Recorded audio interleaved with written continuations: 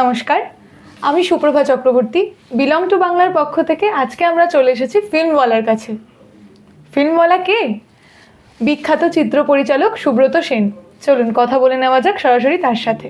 কেমন আছো? এমনি ভালো আছি, বলো।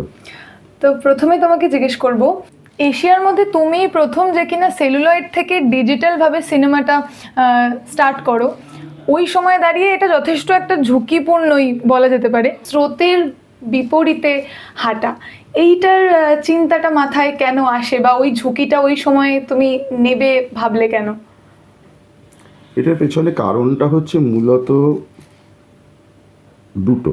এক হচ্ছে যে আমার সবসময়ই একটা সিনেমার ফর্ম নিয়ে, মানে সিনেমা কিভাবে তৈরি হচ্ছে এটা নিয়ে এক্সপেরিমেন্ট করতে ভালো লাগে।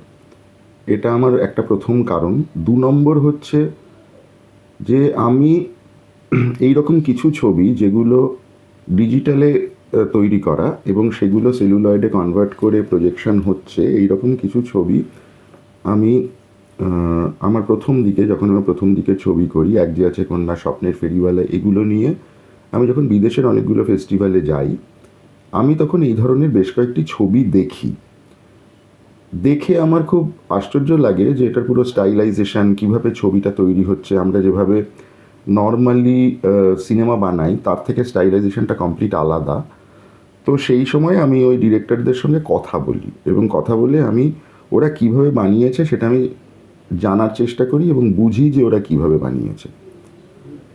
এশিয়ার মধ্যে প্রথম কিনা বলতে পারবো না, তবে ভারতে যে প্রথম এটা আমি অ্যাবসলিউটলি শিওর। কেননা প্রথম যখন এসে আমি এটা এখানে কলকাতায় বসে বা ভারতে বসে করা যায় কি না সেটার জন্য যখন আমি খোঁজখবর নিতে শুরু করি, তখন প্রসাদ ল্যাবের ডিজিটাল সেকশন যেটাকে ভিএফএক্স বলে, ওদের যে ভিএফএক্স সেকশনটা, সেই সেকশনটা সবে শুরু হয়েছে। সেইটার তত্ত্বাবধানে যিনি ছিলেন সাই প্রসাদ, সাইয়ের সাথে আমার কথা হয়। তখন সাই বলে যে হ্যাঁ, এটা possible, we have the equipments to do it. সেইখান থেকে জিনিসটা যাত্রাপথটা শুরু হয়।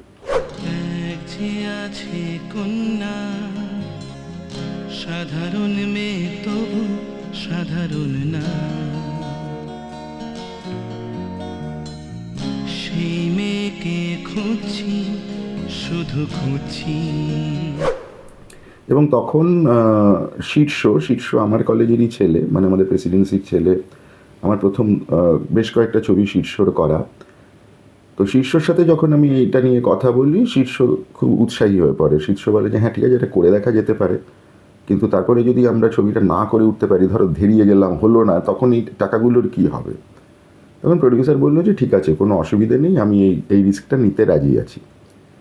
তো ওইভাবে জিনিসটার সূত্রপাত হয়। এমনিতে টেকনিক্যালি আমাদের একটাই যেটা নিয়ে সমস্যা হচ্ছিল, সেটা হচ্ছে তখনও ডিজিটাল যে সিনেমা, সেই ডিজিটালি যখন আমরা শ্যুট করি তখন সেটা 25 ফ্রেমসে হতো, যেটা টেলিভিশন ফরম্যাট, আর সিনেমা হতো 24 ফ্রেমস পার সেকেন্ড ফরম্যাটে। এখন 25 ফ্রেমস পার সেকেন্ড ফরম্যাটে আমরা শ্যুট করে সেটাকে 24 ফ্রেম পার সেকেন্ডে সেটা কী করে প্রজেকশন হবে, সেইটা একটা দ্বন্দ্ব ছিল। সেইটা নিয়ে অনেক, তো যেহেতু আমি ফিজিক্স পড়েছি, এটা তো সামান্য একটা ম্যাথমেটিক্সের প্রশ্ন, সেইটাকে জাস্ট সলভ করে ফেলা গেল, করে তারপর শেষ পর্যন্ত জিনিসটা দাঁড়ালো। এইভাবে ছবিটা হয়েছে আর কি। আচ্ছা, যেভাবে প্রযুক্তি বেড়ে চলেছে, আমরা মনে করছি, মানে অনেকেই মনে করছে নেক্সট সিনেমা আর কি পুরোটাই এআই এর হাতে চলে যাবে। তো ভবিষ্যতে তাহলে তুমি কি এআই কে কাজে লাগিয়ে সিনেমা বানাবে, বা তুমি কি মনে করছো যে এরকমই হতে চলেছে, পুরো প্রসেসটা এরকম ভাবেই এগোবে নাকি? কীভাবে এগোবে এই মুহূর্তে বলা খুব মুশকিল, কারণ আমরা এই মুহূর্তে সিনেমার একটা থ্রেশহোল্ডে দাঁড়িয়ে আছি। মানে যে জায়গাটায় দাঁড়িয়ে আছি, এটার পরে কি হবে এটা এই মুহূর্তে দাঁড়িয়ে বলা খুব মুশকিল। যেমন ধরো, যে সময় আমি যখন নীল নির্জনে করেছিলাম, যখন ডিজিটাল ছবি হয়েছিল, যে তখন তার মানেই যে ডিজিটাল এসে যাবে এবং পরবর্তীতে ডিজিটালেই শুধু ছবি হবে, এটা তখনও কেউ ভাবতে পারতো না। কিন্তু আমরা দেখলাম যে 2003-এ যখন নীল নির্জনে রিলিজ করলো, তারপরে 2015-তে কত বছরের তফাৎ, মানে 12 বছরের মধ্যে কোডাকের মতো একটা বিশ্ববিখ্যাত এত বড় মাল্টিন্যাশনাল কোম্পানি, সেই কোম্পানির ফ্যাক্টরিগুলো বন্ধ হয়ে গেল, ফিল্ম বানানোই বন্ধ হয়ে গেল, মানে সেলুলয়েড বানানোটাই বন্ধ করে দিল। তো এই যে ঘটনাগুলো ঘটে, এই ঘটনাগুলো আগে থেকে প্রেডিক্ট করা খুব মুশকিল, প্রথম কথা। 2 নম্বর হচ্ছে যে এটা হলে আশ্চর্য হওয়ার কিছু নেই, তার কারণ হচ্ছে সিনেমা কিন্তু প্রযুক্তি নির্ভর। যদি আজকে ক্যামেরা না জন্মাতো বা ক্যামেরা যদি তৈরি না হতো, তাহলে সিনেমা তৈরি হতো না। এবং ক্যামেরায় যে স্টিল ক্যামেরা, সেটা দিয়ে কি করে মুভি ক্যামেরাতে যে একটা পারসিস্টেন্স অফ ভিশন, যে আমি যদি পরপর একটা করে ফ্রেম যদি আমি পরপর এরকমভাবে দেখাতে থাকি, তাহলে যে সেটা নড়াচড়ার মাধ্যম হয়ে দাঁড়ায় এবং সেটা টকি মানে মুভি হয়ে যাবে, সেটা আমরা বোঝার আগে অবধি সিনেমার জন্ম হয়নি। আমরা যখন দেখলাম যে এরকম একটা করে স্টিল ফ্রেম পরপর চালালে একটা মুভি হয়, আমরা সেইটা দিয়ে মানে সারা পৃথিবীতে সেইভাবে মুভিটা তৈরি করা হলো। এবার মুভিটা তৈরি করা যখন শুরু হলো, তখন প্রথম দিকে সাউন্ড ছিল না, কোনো আওয়াজ হতো না সিনেমায়। তারপর একটা সময় সাউন্ডটা যুক্ত হলো সিনেমার সঙ্গে। এবার যখন যেই মুহূর্তে সাউন্ডটা যুক্ত হলো, এবার সিনেমাকে যদি আমি একটা আর্ট ফর্ম হিসেবে ধরি বা একটা কমার্শিয়াল ফর্ম হিসেবে ধরি, প্রত্যেকবার কিন্তু এই প্রযুক্তির সাথে সাথে সিনেমা বস্তুটা পাল্টে গেছে। যখন থেকে সিনেমা বস্তুটা এক ধরনের সিনেমা হতো, যখন শুধুমাত্র একটা বিস্ময় যে একটা ট্রেন এসে দাঁড়ালো তাতেই লোকে বিস্মিত হয়ে পড়লো,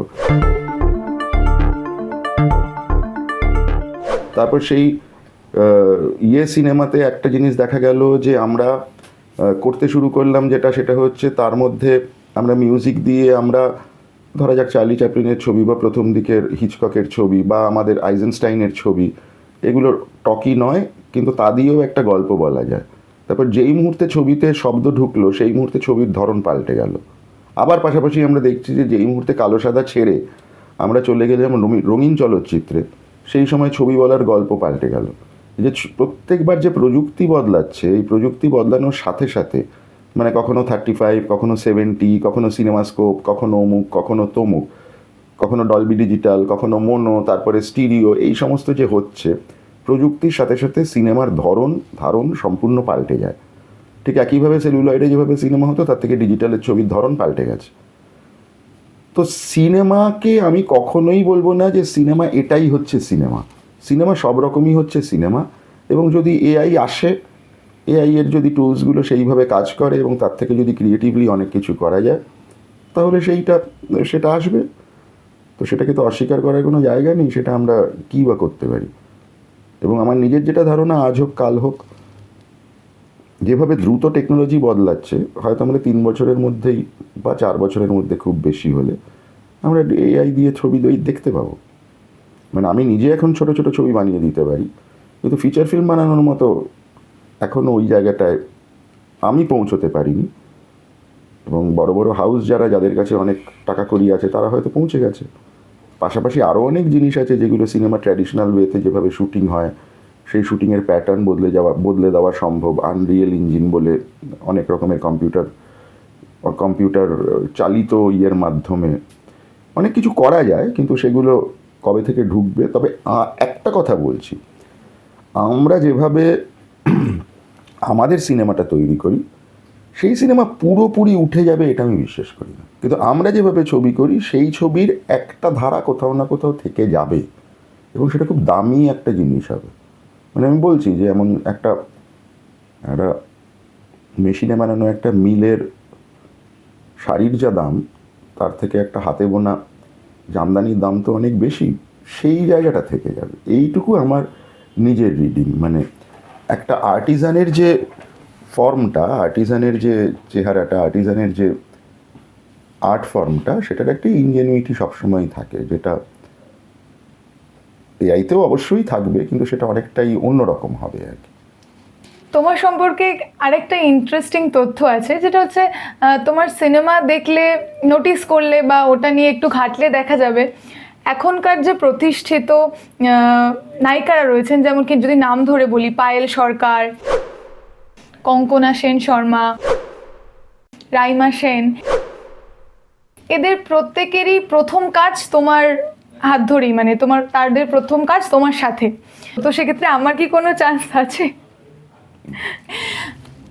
না, এখানে নতুনদের সুযোগ দেওয়া, পুরনোদের সুযোগ দেওয়ার বিষয়টা সেরকম নয়। একটা ছবি করতে গেলে দুটো জিনিস লাগে, একটা হচ্ছে স্টার ভ্যালু, আরেকটা হচ্ছে অভিনয়। মানে স্টার ভ্যালুর দিক থেকে যখন কোনো একজন নামকরা নায়িকা থাকে বা নায়ক থাকে, তখন ছবিটার বিক্রি বাটা অমুক তমুক এগুলো প্রথম দিকের দর্শক ঢোকানো এটা অনেক সুবিধাজনক হয়। আর যদি কোনো সেরকম নাম করা কেউ না থাকে, তখন ধরা যাক অমুক একজন খুব বিখ্যাত নায়িকা, তার মেয়ে অ্যাক্টিং করছে, সেটাও তো এক ধরনের স্টার ভ্যালু, সুতরাং সেটার মধ্যে বিরাট কিছু নেই, মানে অত সমস্যার কিছু নেই।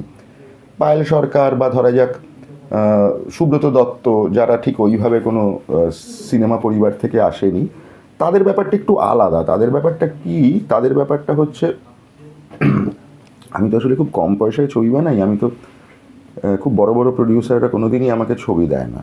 এখন একটা নতুন লোকজনকে নিলে যেটা হয়, খরচটা কম হয়, মানে ওই খরচটা কম হয় বলে আমি ওদেরকে চান্স দিই। এইটা হচ্ছে মূল কারণ আর কি। এইভাবেই আমি দেখি। তবে একটা জিনিস আমি পরিষ্কার বলি, মানে সেটা হচ্ছে আমি সবসময় এটা মেনটেন করি যে যাকে যে রোলে মানাবে আমার মনে হয় সেইটা তাকে দিয়ে করানোটাই ভালো। মানে এইটা সে স্টার হলে একটা অ্যাডেড অ্যাডভান্টেজ, কিন্তু সব থেকে বেশি ইম্পর্টেন্ট যেটা, সেটা হচ্ছে সে যেন অ্যাক্টিংটা করতে পারে। তো সেক্ষেত্রে কি আমরা তোমাকে স্টার মেকার বলতে পারি? একেবারেই না।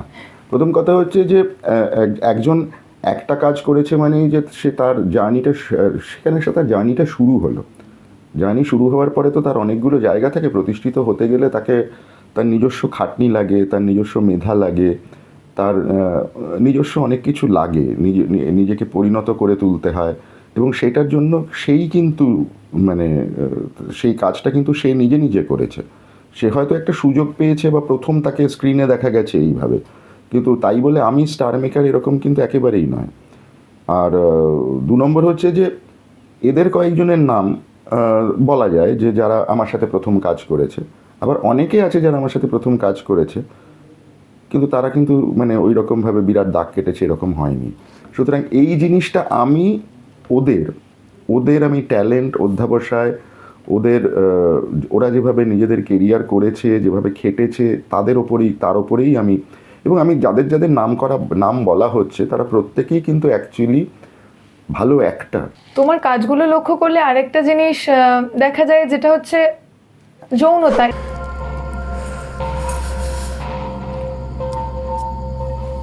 ফিল্টারটা ভিজে গেছে। ফিল্টার? আমি তো ভাবলাম অন্য কিছু।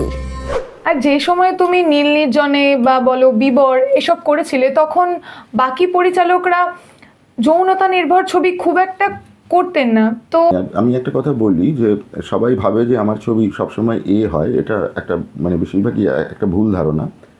এই মুহূর্তে দাঁড়িয়ে আমার বেশিরভাগ ছবি কিন্তু নয়। মানে আমার প্রথম দিকে 4-5টা ছবির পরে বেশিরভাগ ছবি কিন্তু আমার ইউ বা ইউএ। মানে প্রথম দিকে যেটা হতো, আমি যখন এক যে আছে কন্যা করেছি বা নীল নির্জনে করেছি, তখন সেন্সর বোর্ডের নর্মটা অনেক অন্যরকম ছিল। কিছুটা আমি বলবো অর্থোডক্স ছিল। সেন্সর বোর্ডের আইন কানুন কিছুই পাল্টায়নি। কিন্তু এখন যদি আমি ধরা যাক নীল নির্জনে আরেকবার করি, ঠিক একই শট যদি আরেকবার দিই, আমি একদম আদ্যপান্ত শিওর যে নীল নির্জনে হবে না, নীল নির্জনে ইউ হবে। এর মধ্যে প্রথম এবং প্রধান যে জায়গাটা আমাকে একটু অবাক করতো, বা হঠাৎ নীরার জন্য আমি ম্যাক্সিমাম কাট খেয়েছি হচ্ছে হঠাৎ নীরার জন্য এবং কয়েকটি মেয়ের গল্পতে। হঠাৎ নীরার জন্য তো আমার 3টে কাট করতে হয়েছিল, আর কয়েকটি মেয়ের গল্পতে আমাকে সেন্সর বোর্ড প্রথমে বলেছিল 33টা কাট করতে হবে। তারপর অনেক দরাদরি করে সেটা 4টে কাটে দাঁড়ায়।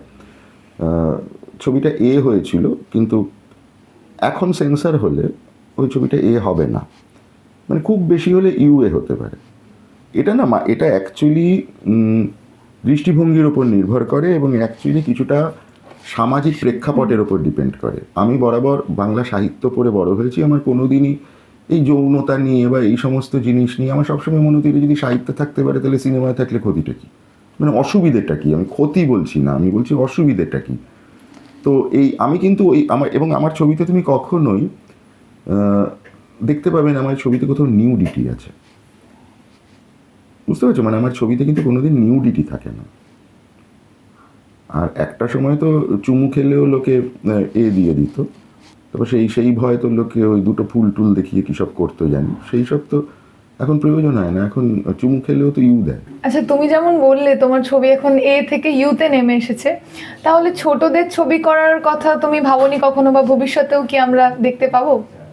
ছোটদের ছবি করার ব্যাপারে মানে সবসময়ই ভেবেছি, আমার প্রথম থেকেই কখনোই ইচ্ছে ছিল যে আমি এটা ছোটদের ছবি করব। কিন্তু মুশকিলটা হয় আমার যে ছবিগুলো এ থেকে ইউতে নেমে এসছে, এটা অর্ধেক লোকে ঠিক বুঝতে পারে না, যে মনেই থাকে না যে তারা ভাবে যে এখনো আমি এ ছবি বানাই। তো এরকম আমার কয়েকবার প্রডিউসারদের সাথে কথাও হয়েছে যে আমি ছোটদের ছবি করতে চাই। প্রডিউসার আমায় বলেছে, আপনি ছোটদের ছবি করলে তো এ দিয়ে দেবে, আপনি কি করে ছোটদের ছবি করবেন? তার জন্য আমি কোনোদিন ছোটদের ছবি করে উঠতে পারিনি।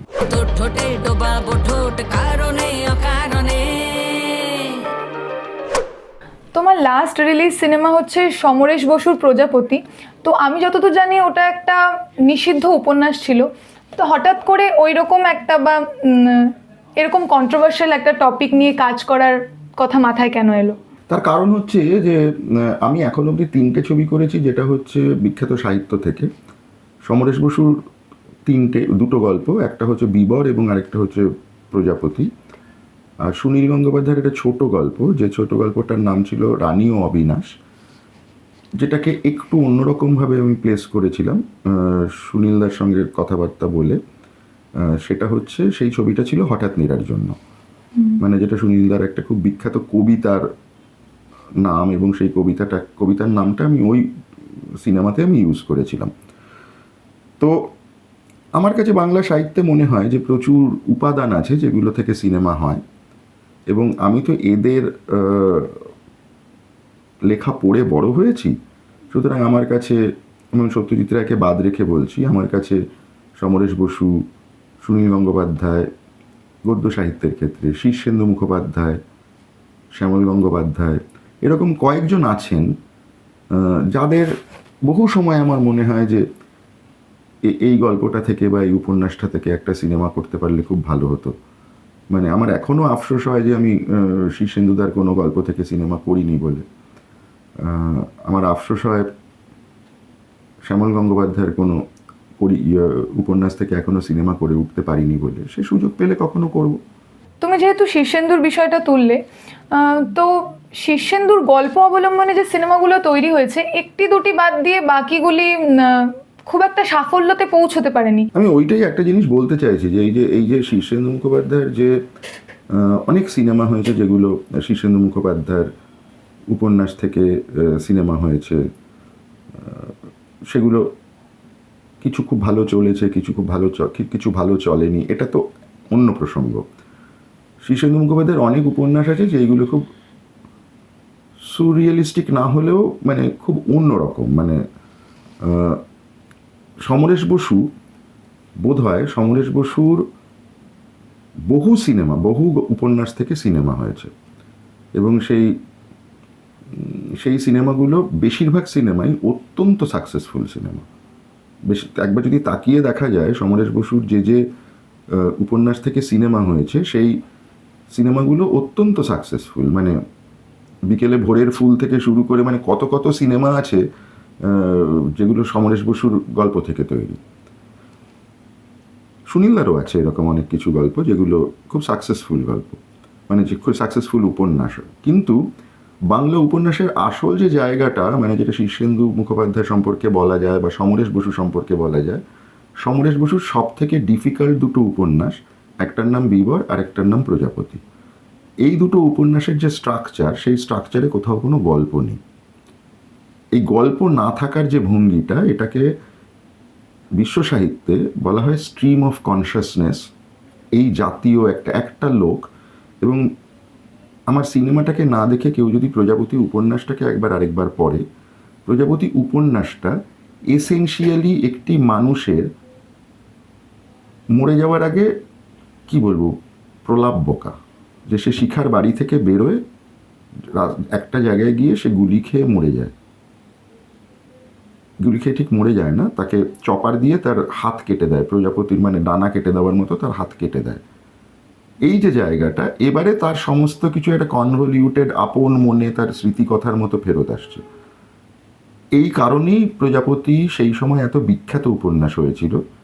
এই কারণে ঠিক একইভাবে বিবর, আমি যখন বিবর করি, বিবরের জিনিসটাও এরকম, এই স্ট্রিম অফ কনসিয়াসনেস জাতীয় উপন্যাস সমরেশ বসুই শুরু করেছিলেন। 2-3টে লেখার পরে আর লেখেনও নি, কেননা ওই ধরনের লেখা আমাদের বাংলা সাহিত্যে সম্ভবত সেই যুগে খাওয়ানো যেত না, এখনও যাবে বলে আমার মনে হয় না। সেই জন্যই আমার কাছে এই দুটো উপন্যাস অনেক বেশি স্ট্রাইকিং বলে মনে হয়। শীর্ষেন্দু মুখোপাধ্যায়ের ক্ষেত্রেও তাই। শীর্ষেন্দু মুখোপাধ্যায়ের কিছু কিছু উপন্যাস আছে, সেগুলো সারিয়াল না হলেও তার মধ্যে প্রচুর ইমেজারি আছে, যেটার মধ্যে ঠিক অ্যাকচুয়ালি কোনো গল্প নেই। এইগুলো আমাকে অনেক অনেক ভাবিয়েছে, এবং একটি উপন্যাসের আমি নাম করছি, যে উপন্যাসটির নাম হচ্ছে ফজল আলী আসছে। ফজল আলী আসছের যে স্ট্রাকচার এবং যেভাবে উপন্যাসটা যায়, সেটা না সুরিয়াল না ম্যাজিক রিয়েলিজম, মানে ওইটাকে কী বলবো আমি নিজেও জানি না। এতগুলো ক্যারেক্টার, হ্যাঁ, অথচ কোনো মানে সেই অর্থে কি ইয়ে নেই। কিংবা ধরা যাক দিন যায়ের মতো একটা উপন্যাস। এই আমার অ্যাকচুয়াল কাজ করার জায়গাটা হচ্ছে এইটা, যেটা হচ্ছে উপন্যাসের ক্ষেত্রে যে জিনিসটা খুব জটিল, সেই জিনিসটাকে আমি সিনেমায় কীভাবে প্লেস করবো, বা সিনেমায় আদৌ প্লেস করা যাবে কি না, এই চ্যালেঞ্জটা নেওয়ার জন্যই কিন্তু আমার বিবর এবং প্রজাপতি করা। আচ্ছা, বর্তমানে ফেডারেশন, গিল্ড এসব নিয়ে যে সমস্যাটা তৈরি হয়েছে, এটাতে সব থেকে বেশি ক্ষতিগ্রস্ত যেটা হচ্ছে সেটা হচ্ছে বাংলা সিনেমা। তুমি তো ডিরেক্টরস গিল্ডের সভাপতি, তো এই জায়গায় দাঁড়িয়ে বর্তমান পরিস্থিতি নিয়ে তুমি কি বলতে চাইবে? ঝগড়াঝাটি নিজেদের সংসারে সবসময় হতে থাকে, কিছু কিছু অশান্তি চলতেই থাকে, তাই কোনো না কোনো সময় সেই অশান্তি এবার মিটেও যায়। এটা তো হতে পারে না যে সমস্ত এতগুলো মানুষ এখানে কাজ করে, মানে আমি শুধু ডিরেক্টরদের কথা বলছি না, এত টেকনিশিয়ানস রয়েছেন, মানে একটা জায়গায় যদি অশান্তি তৈরি হয়, ছবি বা যে কোনো জায়গায় কাজ যদি বন্ধ হয়ে যেতে শুরু করে, তো ক্ষতিটা তো মানে ডিরেক্টর তো একজনই থাকে একটা ইউনিটে, কিন্তু পাশাপাশি তো আরও 40-50 জন থাকেন যারা ডিরেক্টর নয়, যারা ওই কাজটা করেই বেঁচে থাকেন। অনেক ডিরেক্টরও আছেন যারা ওই কাজটা করেই বেঁচে থাকেন। আমি না হয় মাঝে মাঝে একটু সাহিত্য করে নিলাম, মাঝে মাঝে একটু এইসব করে নিলাম, এগুলো দিয়ে হয়ে গেল, কিন্তু অনেক লোকের তো এটা পেশা। তো এটা এই জায়গাটা থেকে দাঁড়িয়ে আমার মনে হয় যে সমস্তটা মিলেমিশে একত্রিতভাবে বসে এই যে জায়গাটা তৈরি হয়েছে, সেটা সমাধান বেরিয়ে আসা উচিত, বেরিয়ে আসবেও। তার কারণ হচ্ছে এটা ছাড়া রাস্তাই বাকি।